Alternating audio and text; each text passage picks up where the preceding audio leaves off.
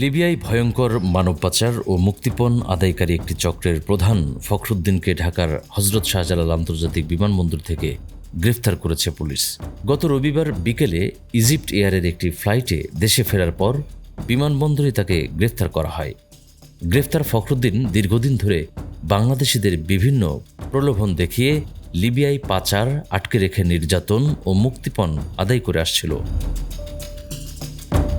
এদিকে শাহজালাল বিমানবন্দর থেকে ফখরুদ্দিনকে পালানোর অপচেষ্টায় সহায়তার অভিযোগে বিমান বাংলাদেশ এয়ারলাইন্সের ট্রাফিক হেল্পার শওকত আলীকেও গ্রেফতার করা হয়েছে। ফখরুদ্দিন ও তার চক্র দীর্ঘদিন ধরে বাংলাদেশ থেকে কর্মসংস্থানের প্রলোভন দিয়ে অভিবাসী প্রত্যাশীদের লিবিয়ায় পাচার করত। ভুক্তভোগীদের মধ্যে অনেকে লিবিয়ায় গিয়ে নির্মম বাস্তবতার সম্মুখীন হন। চাকরির বদলে পাচারকারীরা তাদের বন্দি শিবিরে আটকে রেখে অমানবিক নির্যাতন চালাত, আর সেই নির্যাতনের ভিডিও পরিবারের কাছে পাঠিয়ে লাখ লাখ টাকার মুক্তিপণ আদায় করত।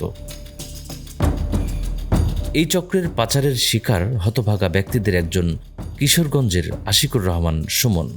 তিনি বলেন, লিবিয়ায় নিয়ে তাকে ছোট্ট একটি অন্ধকার কক্ষে আটকে রাখা হয়েছিল। দিনে একবার পচা খাবার দিত, পানি পর্যন্ত দিত না। যারা পরিবারের কাছ থেকে টাকা আনতে ব্যর্থ হতো তাদের লোহার রড দিয়ে পেটানো হতো, অনেককে বিদ্যুতের শক দেয়া হতো। তারপর ফখরুদ্দিন চক্র ভিকটিমদের পরিবারের কাছে ফোন করে নির্যাতনের লাইভ ভিডিও পাঠাতো, যাতে স্বজনরা আতঙ্কিত হয়ে দ্রুত মুক্তিপণের টাকা পাঠায়।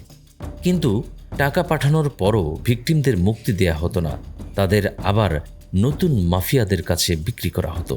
এভাবে মুক্তিপণের টাকা দিতে দিতে বাংলাদেশে অনেক পরিবার এখন প্রায় নিঃস্ব।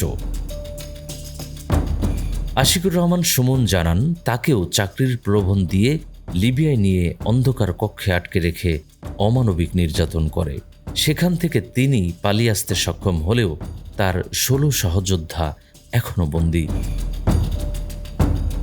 সুমন জানান, তিনি কায়রো বিমানবন্দরে হঠাৎ করেই মানব পাচারকারী মাফিয়া ফখরুদ্দিনের মুখোমুখি হন। সঙ্গে সঙ্গে তার ছবি তুলে লিবিয়ায় আটকে থাকা অন্য ভিকটিমদের পরিবারের কাছে পাঠান। পরিবার থেকে বিষয়টি আইনশৃঙ্খলা বাহিনীকে জানানো হলে বিমানবন্দরে আগে থেকেই ওত পেতে থাকা গোয়েন্দারা ফখরুদ্দিনকে গ্রেফতার করে। নিউজ ডেস্ক, আমাদের সময়।